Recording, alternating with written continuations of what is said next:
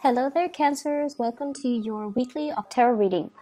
What I'm feeling coming out here, and this is going to serve as your overall spiritual advice, a need to look at things in a situation from a different vantage point so that you can come to a clearer understanding as to where you stand in relations to other people, why other people are not doing things the way that you would do things, and why your communication overall with another person might be contentious or difficult. And so the need to kind of step outside of our shoes, put ourselves in other people's shoes to understand, all the things that they've been through. It's like walking a mile in somebody else's shoes so that you understand the person that they are and how, their life experiences have kind of created the person that they are right now. And I feel like for a lot of you, your ability to sympathize, your ability to empathize and to understand another person is very immense and very, very deep. But I feel like in close interpersonal relationships as well, a lot of the times we lose our perspective, and a lot of the times too, our vision of what we want to build together as a relationship, as a unit, it might be, I guess, like it might be colored by our perception of what relationship entails, whether or not relationships are going to last, or whether or not we truly believe that relationships are meant to be, forever. So I feel like there might be some ideological clashes between you and a partner, between you and even a business partner, or between you and family members, based on the transient lifestyle that they have led. It's like they've been through a lot of turmoil and hardships in their own lives, and they don't see everything as permanent and long lasting, and it's really hard for them to kind of commit. And so it's kind of I don't want to say your destiny or your responsibility, because, they need to find that within themselves. But I almost feel like it is in your path to kind of show them that, hey, things are okay. We're in a different environment now. The times are different. So maybe you kind of need to open up, but understanding and have that baseline understanding of where the other person has come from, what they have to ward off or contend with in their past, and why it creates, this almost like paranoid person that they are, where they don't believe in permanence, where they don't believe in stability.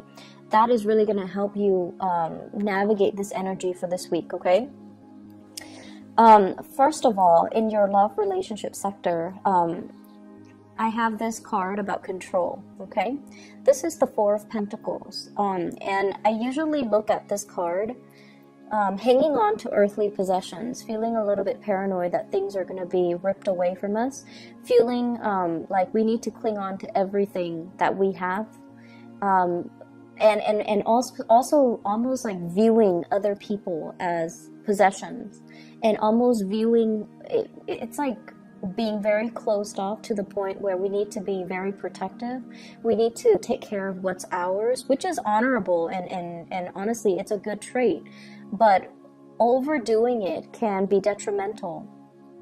And I do feel a lot of the element of control when it comes to this card, clinginess, control, and wanting things a certain way. And I almost feel like, attributing our sense of self-esteem with our possessions, with the people that are in our midst.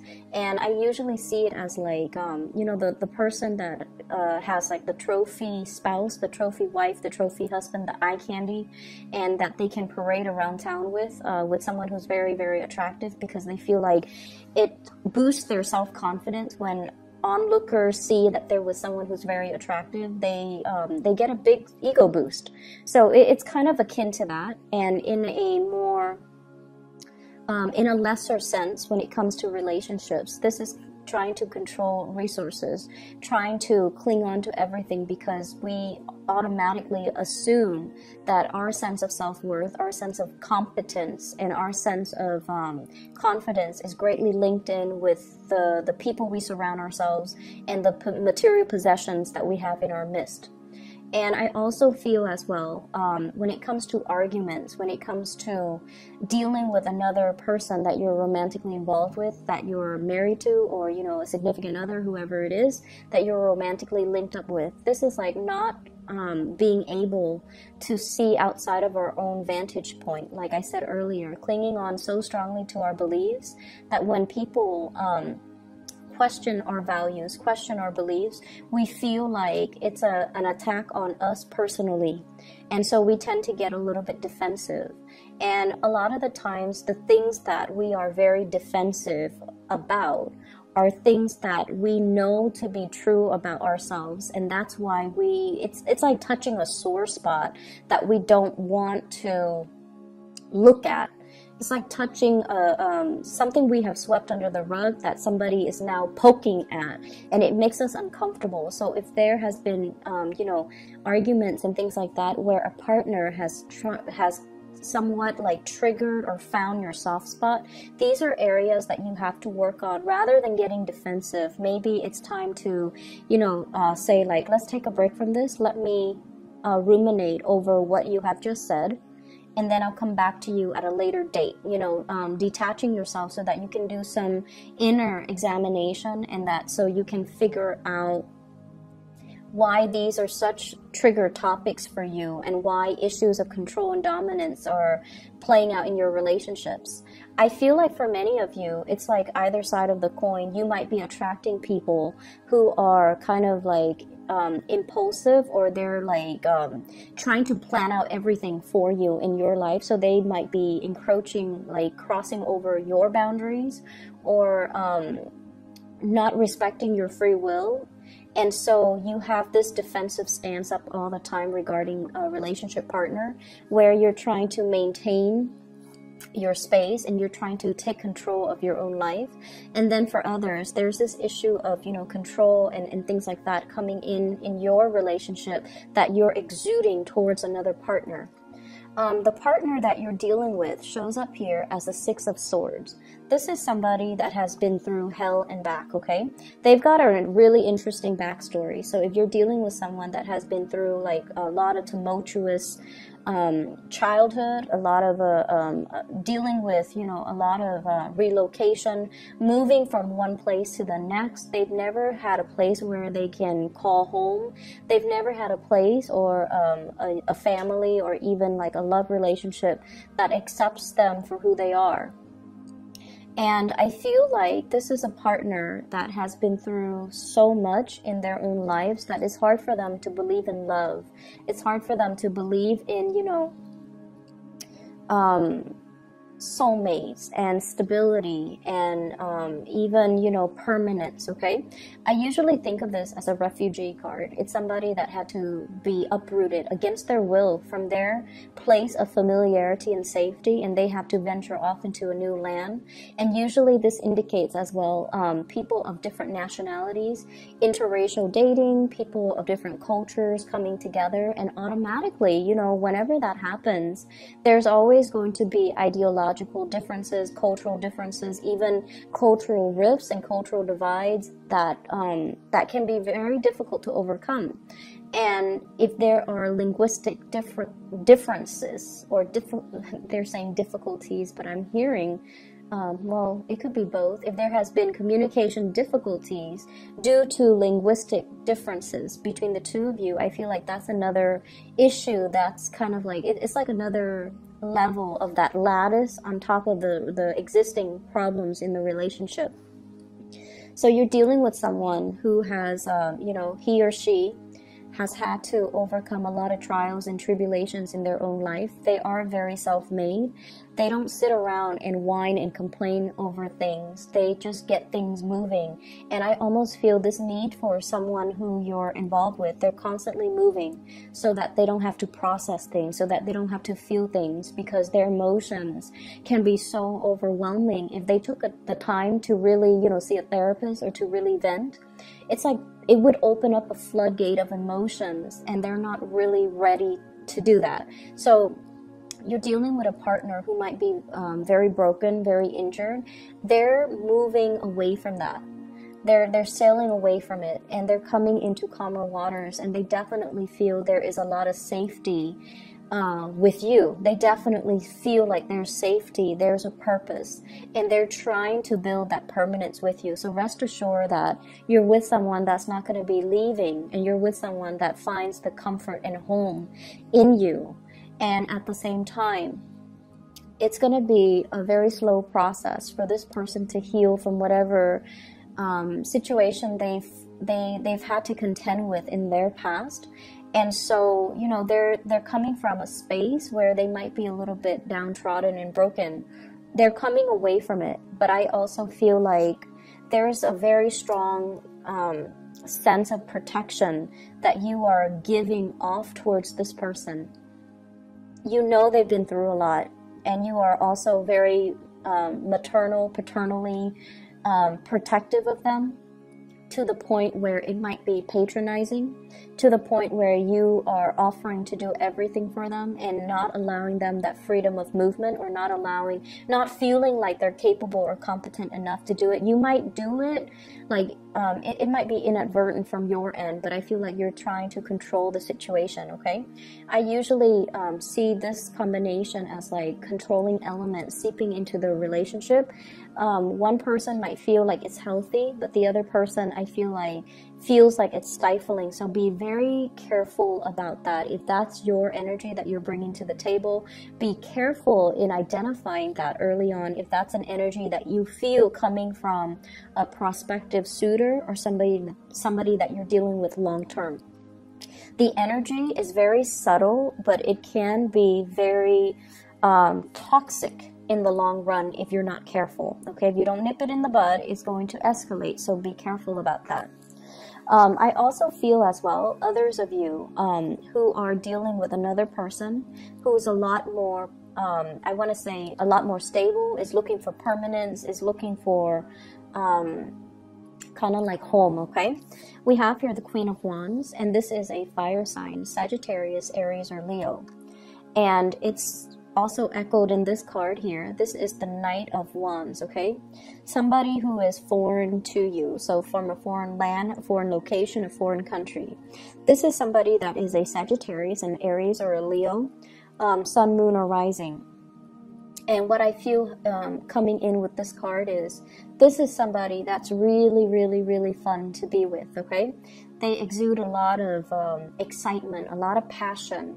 There could also be a lot of chemistry between the two of you. And the energy is really, really strong. They're very proactive. They get a lot of things done in their lives. They're kind of on top of this hill, like, I've made it. I'm now scanning around for a suitable partner, but somebody needs to be on my level. Otherwise, I'm not going to date them. So this is somebody who is quite picky. And if someone doesn't really, you know, they're on a hill, so they have a lot of prospects, right? They're looking at things from a bigger, larger vantage point, or a higher vantage point. And I feel like they see what you're about, and they need you to kind of like walk up this hill and meet them halfway, or they need to know that you're on their level in order for you to invest in them. And on your level doesn't mean material wealth. On your level doesn't mean professional like achievements. It basically means wanting the same things, wanting adventure, wanting expansion, wanting to, you know, explore the world and look at the world as a playground, rather than, you know, just going through the motions, work and home, and rather than looking at the world with a pessimistic view. I feel like they want an equal partner in fun and adventure, and I feel like they're going to be a really good person to travel with. They're a good person for you to expand your worldview, your consciousness with. This is not somebody who is narrow-minded, okay?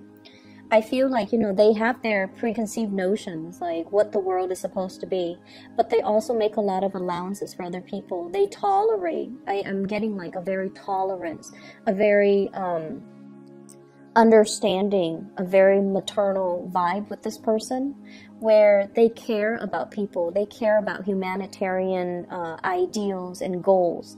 And I feel like they connect to people not as foreigners or like you're from this country, you're from that country, but they have this sense of collective consciousness where they see everybody as a human race, and they don't have any prejudice. They don't have any narrow-mindedness or tunnel vision when they deal with other people. And I feel like for them, there's also this innocent, trustworthy, and trusting energy that they bring to the table where they don't really believe anyone is out to hurt other people.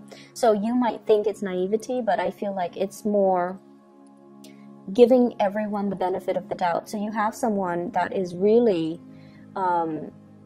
it's like providing a breath of fresh air in your life and a fresh perspective.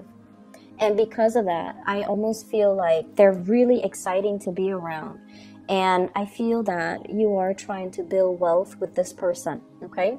I have here the Ten of Pentacles. This is an escalation in the relationship. The way that this card is depicted is almost like castle in the clouds, right?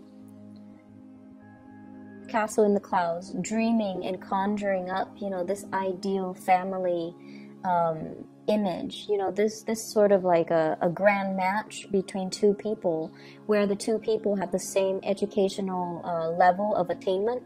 If, for example, you have a PhD, they have a PhD. If you have a master's, they have a master's. If you have a law degree, they might be, if you're a lawyer, they might be a doctor. It's somebody who's very, very similar in professional achievements, educational achievements, someone who is a really, really good match. And for those of you who are in arranged marriages, I feel like your parents or whoever is setting you up might have somebody in mind for you who is a really, really good match. So a really suitable match for you, not just materially and professionally, but also a very good match for you on a spiritual level, and that will really allow you to grow and have a really fun relationship as well as a stable, suitable relationship. You know, when I look at this card, I think about royalties and how back in the days, people kind of like, it's like a political marriage. But I feel like with this card and with the energies that it's wedged in between, you're meeting somebody that is a really good match for you. And I feel like there is this nesting instinct that's going to come naturally to the two of you, okay?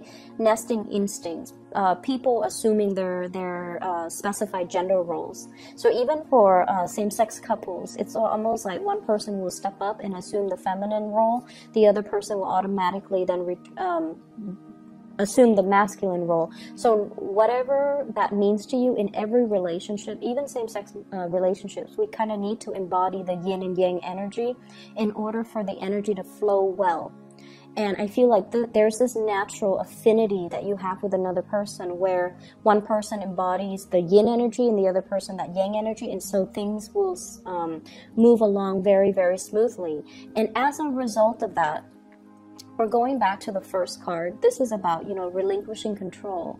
This is about allowing your partner the freedom and also the opportunity to step up and, you know, take control of situation, or also allowing, you know, the natural flow of who's in control and who's relinquishing, just allowing that to naturally calibrate between you and another partner rather than forcing a connection, rather than, you know, having it a specific way. I do feel for many of you in relationships, you are at a point where you are trying to, you know, your nesting instincts are kicking in. You are trying to build something with a relationship partner. So you might be conscious or, you know, a lot more aware about your spending, which is a good thing. You are a lot more conscious about saving up. You are a lot more conscious about, you know, taking care of your relationship partner, wanting to purchase a property, wanting to buy a house, wanting to buy a car, wanting to, you know, save up for the children's college fund. So you're doing practical things to sort out and balance out your resources just so that you can pass some things along, pass down a legacy, pass down an inheritance, and leave something of lasting value to your children because somebody is triggering this nesting instinct within you. In other areas of your life, I do have a spiritual advice that's coming into the picture for you.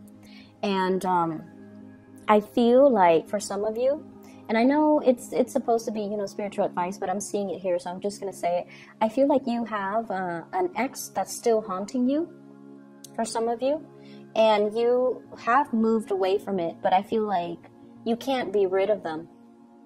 That's what it feels like to me. They're either relentless, like they won't let go of the connection, or you're not being clear enough. And this is something I've mentioned before many times for Cancerian people, especially the men, especially the Cancerian men. You're really nice people, and a lot of the times you send, you know, confusing messages to the people that you're interacting with. And take a page out of the, I want to say, what sign is very final? Capricorn.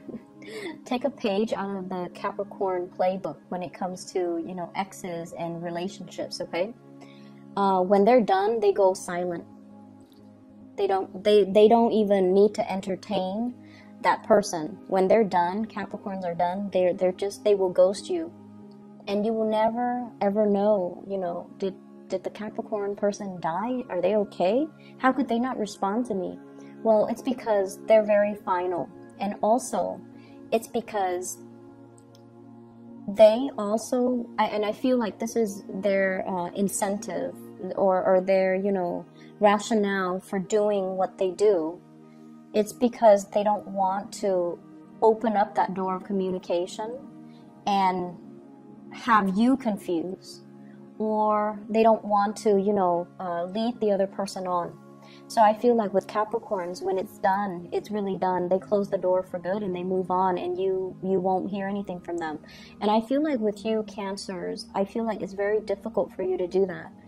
And you might chalk it up to playing nice and being courteous. But what it does is that it creates hope from the other side, from the other person, that, oh, they're still talking to me. They might want me back. Maybe not now, but one day. So I'll keep knocking at that door.